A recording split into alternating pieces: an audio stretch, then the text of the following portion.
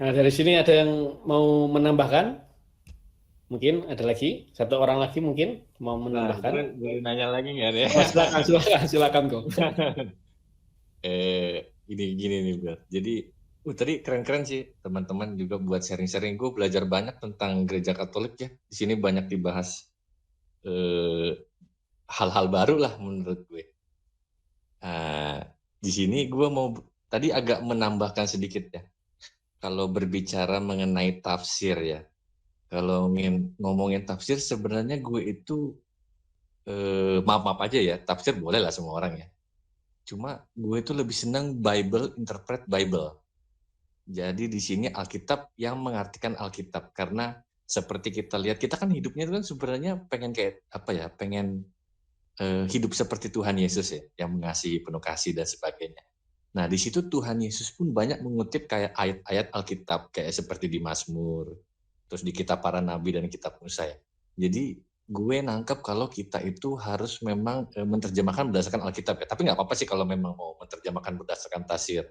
Masing-masing kan kita nggak tahu juga Roh Kudus berkaryanya seperti apa ya. Nah, jadi tadi mau menambahkan yang ini jadi kan tadi ada dibilang kalau dia ini cantik ya si Sarah ya. Nah, terus gue cari-cari lagi kayaknya yang jadi gue setelah gue telusuri ya nggak tahu sih memang ada apa enggak ya.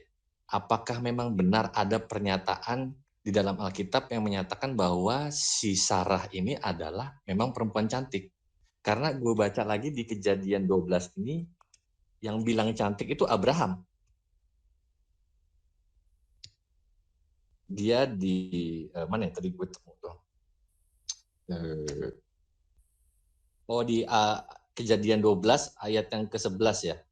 Di situ dibilang bla bla bla bla, memang aku tahu bahwa engkau adalah perempuan yang cantik parasnya. Jadi di sini tuh bukan Allah yang ngomong ya, Abraham ya. Itu yang pertama, poin pertama.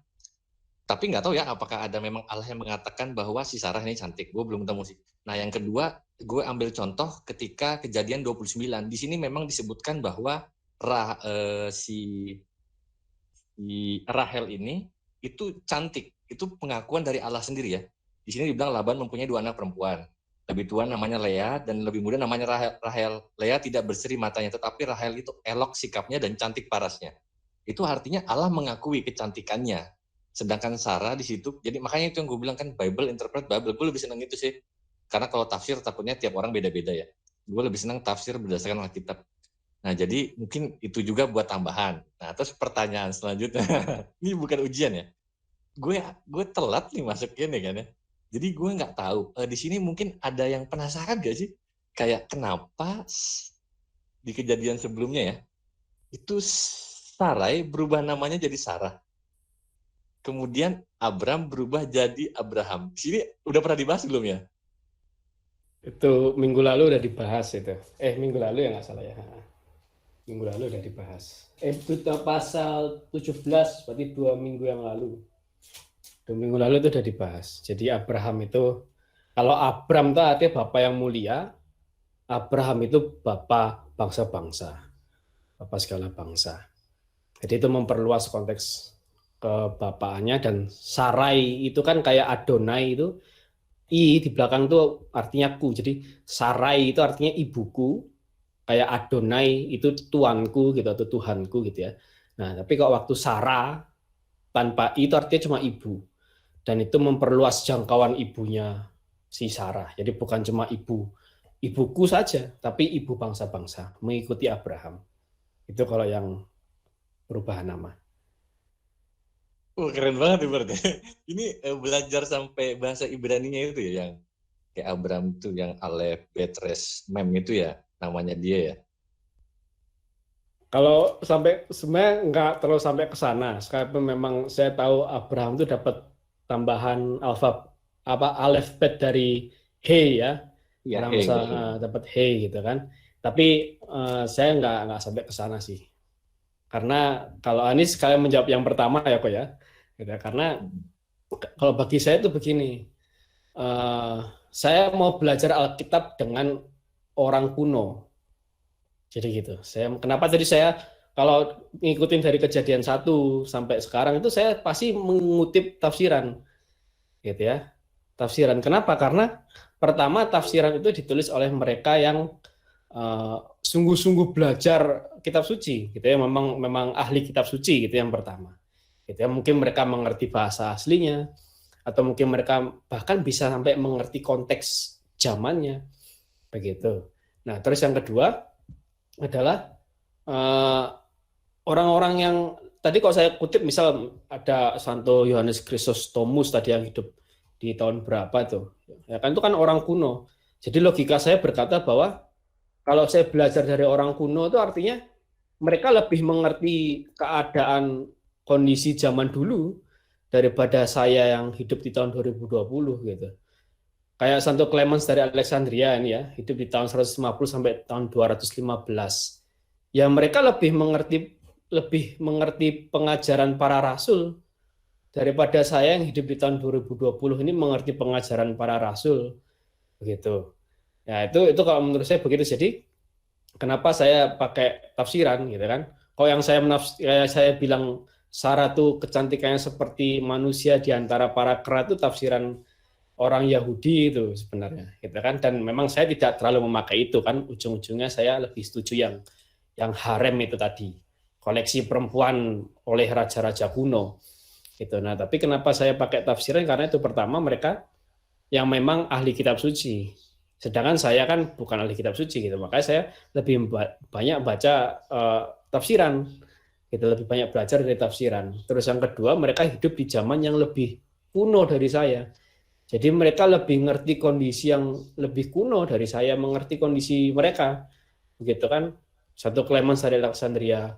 Itu kan kayak gitu. Apalagi kalau kita tahu sejarah gereja, nanti kita belajar kapan-kapan lah, nggak tahu kapan belajar sejarah gereja gitu ya. Misal Santo Yohanes Rasul, Santo Yohanes Penginjil kan punya murid namanya Irenaeus gitu ya, terus punya murid namanya Polikarpus. Nah itu kan mereka kan menulis juga. Jadi pengajaran para rasul dari Rasul Yohanes diteruskan ke muridnya Irenaeus, diteruskan ke muridnya Santo Polikarpus, yang menurut saya itu lebih otentik sebenarnya daripada saya mencoba untuk menafsirkan dengan pengertian saya sendiri. Itu malah otentisitas pengertiannya saya meragukan, bahkan otentisitas pengertian saya sendiri. Gitu. Makanya saya lebih memilih untuk membaca dan mendengarkan tafsiran atau pengertian orang yang lebih kuno. Apalagi muridnya para rasul lah gitu. Itu paling kenapa kok saya pakai tafsiran begitu kok. Semoga menjawab sekaligus. Wah, keren Uber. Itu membuka pandangan baru gue juga sih. Emang bagus sih. Kita kan tahu jadi konteksnya pada saat itu ya. Kejadian itu seperti apa pada zamannya, terus juga kepada siapa dia berbicara, bagaimana keadaannya pada saat itu sehingga orang tersebut berbicara sesuatu ya. Bener sih bener. Thank you banget Bert untuk informasinya baru nih. Sangat-sangat memberkati gue lah. Siap. Boleh tambahan nggak ya? Oh boleh. Ini sih. Erik terakhir ya. Iya. Monggo silakan.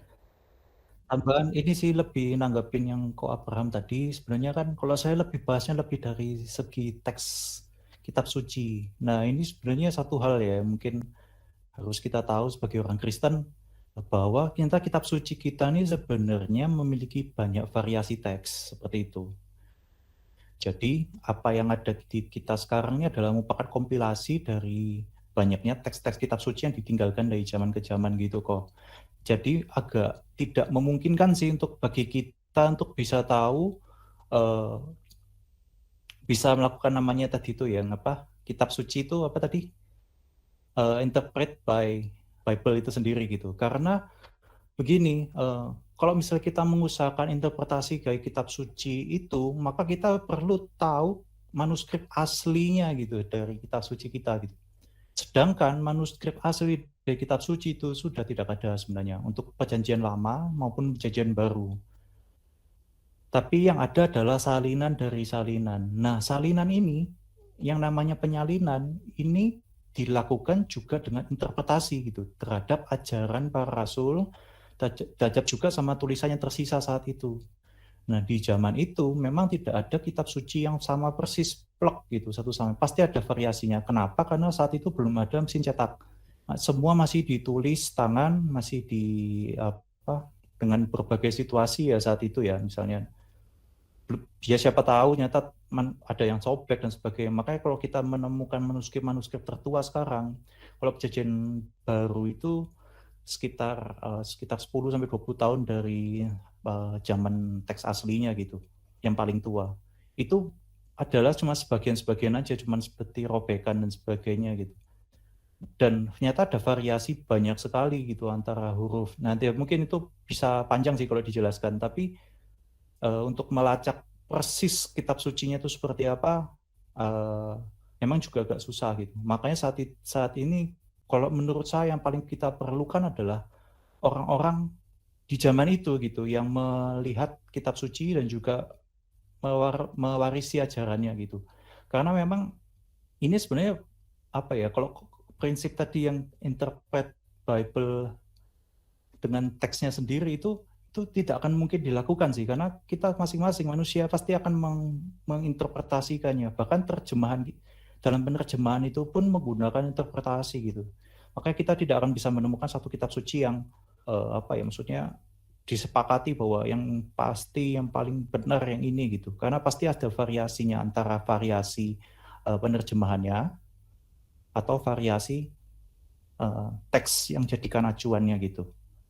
Misalnya kayak kitab KJV itu acuannya lebih ke Textus Receptus kan, di abad 16 KJV. Jadi kitab suci itu plek menerjemahkan apa yang ada di naskah Yunani dari Textus Receptus itu gitu. Tidak mempertimbangkan teks-teks yang lain. Sedangkan AI kita misalnya gitu, itu lebih mempertimbangkan apa ya, seluruh temuan-temuan teks dari abad ke abad, dari abad 1 bahkan sampai Dead Sea Scroll yang terbaru yang dari abad sebelum Masehi untuk perjanjian lama itu dipertimbangkan. Nah, kalau kita komparasi antara LAI kita dengan KJV itu pasti akan beberapa kata itu akan berbeda gitu. Ini mungkin kalau tertarik mungkin saya bisa share ini sih, japri aja kali ya, perbedaan-perbedaan teks dan variasi-variasi teks gitu.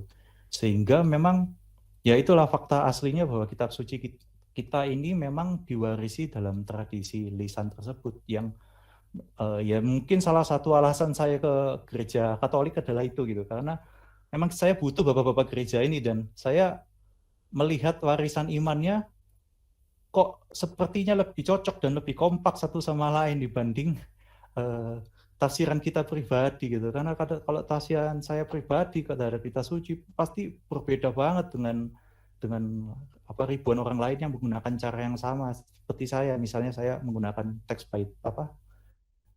menginterpretasikan Alkitab dengan Alkitab itu sendiri. Simpulan kita semua kan malah jadi banyak gitu. Sedangkan kok para bapak gereja justru jadi satu kesimpulan ya gitu. Padahal mereka tidak diotorisasi apapun loh. Maksudnya tidak ada kaisar yang juru kamu harus percaya ini, di luar ini pemusnahan kamu. Padahal itu tidak pernah ada itu. Bahkan Injil-Injil palsu pun oleh gereja Katolik sampai sekarang masih disimpan gitu. Injil-Injil yang bukan dari para rasul ya. Berarti saya melihat tidak ada sih ada upaya-upaya untuk menyamakan kepercayaan sehingga akhirnya satu doktrin itu dianggap seperti apa ya? Itu benar-benar seperti yang Tuhan ajarkan kali ya, yang dikatakan bahwa supaya kita satu iman, satu pengenalan, satu ajaran gitu. Jadi ya itu menurut saya sih tafsiran-tafsiran itu justru malah dari Roh Kudus gitu, karena yang menerima itu kok universal gitu, bukan cuma 1-2 orang aja gitu. Nah gitu. Nah, itu sih kok mungkin dari saya sih tambahannya sih. Terima kasih Erik, thank you so much. Bener ya, apalagi perjanjian lama tuh banyak kopinya ya, Septuaginta yang bahasa Ibrani, ada bahasa Aram, ada kopi Roma, kopi Alexandria, kopi Yerusalem, itu masih banyak lagi sebenarnya. Oke. Betul, apalagi perjanjian lama itu sangat variatif banget karena ribuan tahun yang lalu, 3.000 tahun yang lalu ada kan. Jadi variasinya lebih banyak dari perjanjian baru kan gitu. Tapi tenang aja sih, intinya tetap satu sih. Paling mau beda-beda kadang kata-kata yang tertentu yang tidak mengubah makna sih kadang-kadang. Tapi ya kadang-kadang kalau kita terlalu memperhatikan kata per kata, terlalu plek-plekan, akhirnya kata-kata yang tidak bermakna ganda itu apa maksudnya? Ujungnya intinya cuma satu, akhirnya kita bisa permasalahkan karena prinsip ini kitab suci ini yang harus berdasarkan kitab suci gitu, maksudnya saling menerjemahkan antar ayat, padahal ayat demi ayat itu di teks-teks yang lainnya bisa berbunyi berbeda gitu. Walaupun kadang-kadang memang bedanya tidak merusak maknanya sih kalau saya lihat. Terima kasih penjelasannya. Nah, karena udah jam 9, kita akhiri dulu ya. Tapi jangan live dulu, kita akan ada kuis. Tapi sebelum kuis kita akan ada pengumuman dulu ya. Nah, ini seperti biasa saya umumkan acara full dari persekutuan kami, dari komunitas kami, komunitas Hope. Setiap minggu dan besok minggu kita akan ada PD secara online jam 3 sore. Lalu setiap Jumat, Sabtu, dan Selasa kita akan ada doa syafaat atau namanya Miracle Room. Ya, doa syafaat setiap jam 8 malam. Dan minggu depan, setiap Kamis kita akan mengadakan jazz. Minggu depan kita bahas Kejadian 21. Itu kita jam 7 malam. Nah, ini semua ketiga acara ini linknya sama. Jadi link yang dipakai untuk jazz malam hari ini tuh linknya sama untuk besok minggu. Untuk besok Jumat, Sabtu kita doa syafaat. Untuk hari Selasa doa syafaat. Itu linknya sama. Nah, lalu ini kalau mau mungkin follow dan support kita ya, YouTube kita, Instagram, TikTok kita, Facebook kita, dan rekaman jazz ini dari Kejadian 1. Nah, kita kuis dulu ya, jadi jangan live dulu. Kita akan kuis. Silakan tulisnya di chat meeting. Ya, yang menang adalah yang paling cepat dan benar. Gitu ya. Jadi kok cepat salah ya nggak menang gitu ya. Tapi kok cepat benar ya itu yang menang. Tapi kalau nggak cepat ya nanti keduluan. Nah, tapi ini hanya bagi yang belum pernah menang. Ya, jadi kita kasih kesempatan bagi mereka yang belum pernah menang gitu kan. Jadi kok pernah jawab tapi belum pernah menang, boleh ikut lagi. Caranya tulis jawabannya. Nah, apalagi khususnya bagi yang kita belum punya kontak nomor HP-nya, tulis jawaban plus nomor HP. Tapi nomor HP-nya telat juga boleh. Jadi jawaban dulu aja. Oh, udah benar, baru nanti ditulis nomor HP-nya itu juga boleh gitu untuk mempercepat jawaban. Ya, jadi hanya bagi yang belum pernah menang. Nah, jawabannya tentunya dicari berdasarkan paparan saya ya khususnya ya. Jadi berdasarkan paparan saya. Nah, pertanyaannya apa? Siap-siap ya. Ini pertanyaannya. Kenapa Tuhan menyebut Abraham sebagai nabi pada Kejadian 20? Nah, itu pertanyaannya sesuai dengan paparan saya ya. Kenapa Tuhan menyebut Abraham sebagai nabi pada Kejadian 20? Nah, jawabannya ada di satu ayat yang sama tuh. Monggo silakan, saya tunggu di kolom chat. Kalau dari HP itu klik dulu yang titik 3 di pojok kanan bawah, terus pilih in call message atau pesan. Kalau yang dari laptop bisa di pojok kanan bawah juga ada langsung pesan atau in call message. Monggo silakan, ditunggu yang paling cepat dan benar.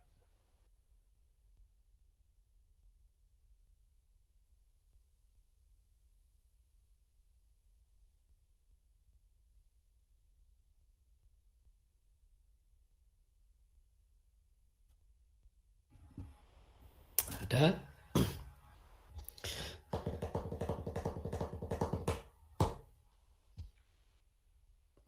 Masih belum muncul nih. Apakah terlalu susah?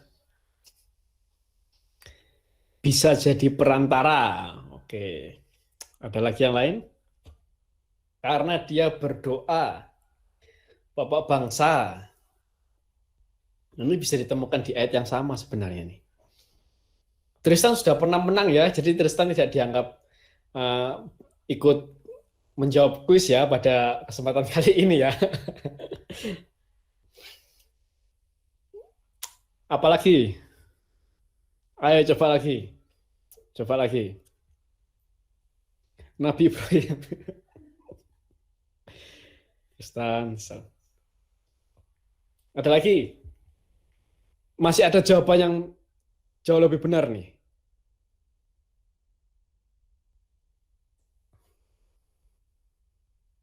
Masih ada jawaban yang jauh lebih benar. Ada?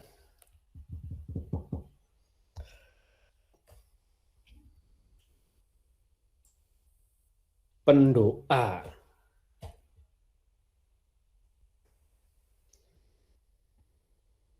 Tidak ada lagi yang bisa menjawab?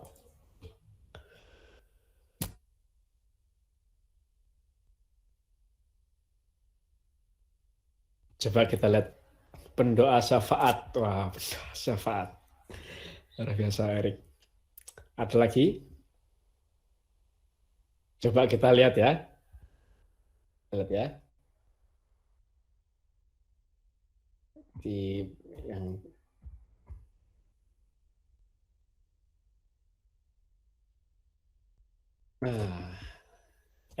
yang ini. Ini lebih tepat yang ini. Sebab dia seorang nabi. Karena Abraham bersyafaat bagi orang lain. Sebab dia seorang nabi. Ia akan berdoa untuk engkau, maka engkau tetap hidup.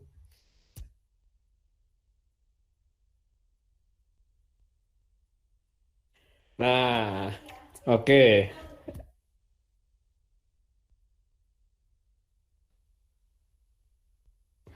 Nah, oke ya. Jadi kita temukan sebenarnya ada, kalau menurut saya ini ada 4 jawaban yang benar, 5 jawaban yang benar bahkan sebenarnya, gitu ya. Ada 5 jawaban yang benar. Ya, 1 jawaban ini masih abu-abu. Jadi Komputer melalui Gado-Gado Channel bisa menjadi perantara, ini masih abu-abu sebenarnya. Perantara dalam hal apa? Lalu Tristan menjawab karena dia berdoa. Ini benar, karena dia berdoa. Gitu ya. Nah, tapi sayangnya Tristan sudah pernah menang sebelumnya. Jadi jawaban Tristan dianulir.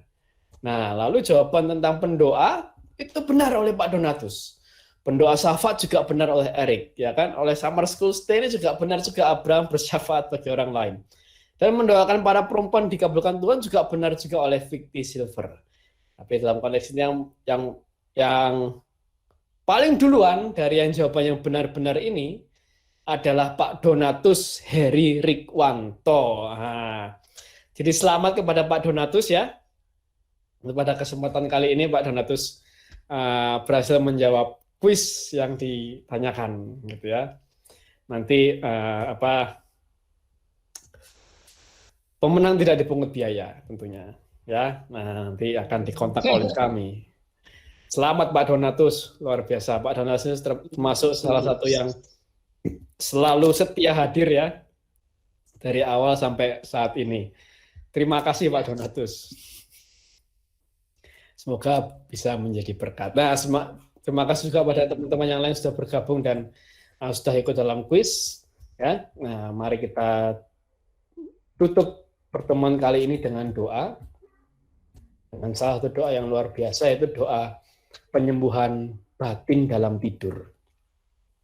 Mari kita buka dengan tanda kemenangan telah Tuhan Yesus berikan kepada kita dalam nama Bapa dan Putra dan Roh Kudus. Amin.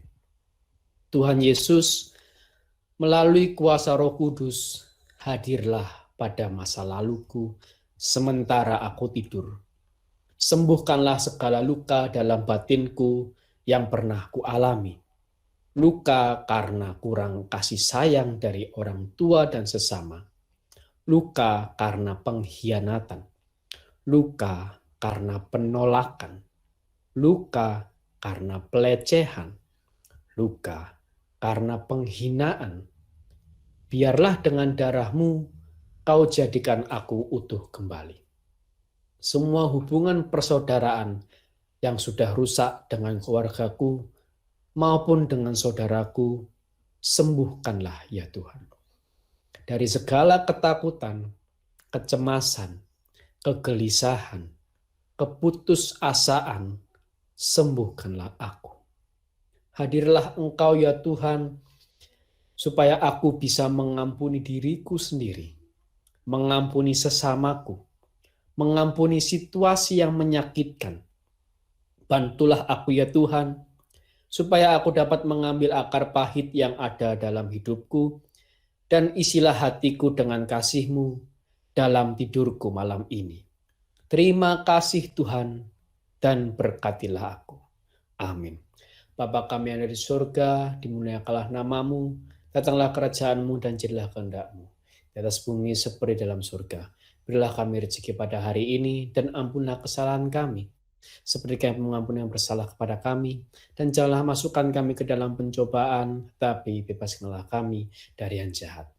Amin. Salam Maria, penuh rahmat Tuhan sertamu, terpujilah engkau di antara wanita, dan terpujilah buah tubuhmu Yesus. Santa Maria, Bunda Allah, doakanlah kami yang berdosa ini, sekarang dan waktu kami mati. Amin. Salam Maria, penuh rahmat Tuhan sertamu, terpujilah engkau di surga, dimuliakanlah namamu. Salam Maria, penuh rahmat Tuhan sertamu, terpujilah engkau di antara wanita, dan terpujilah buah tubuhmu Yesus. Santa Maria, Bunda Allah, doakanlah kami yang berdosa ini, sekarang dan waktu kami mati. Amin. Salam Maria, penuh rahmat Tuhan sertamu, terpujilah engkau di antara wanita, dan terpujilah buah tubuhmu Yesus. Santa Maria, Bunda Allah, doakanlah kami yang berdosa ini, sekarang dan waktu kami mati. Amin. Kemuliaan kepada Bapa dan Putra dan Roh Kudus, seperti pada permulaan, sekarang, selalu, dan sepanjang segala abad. Amin. Kami berdoa di dalam nama Bapa dan Putra dan Roh Kudus. Amin.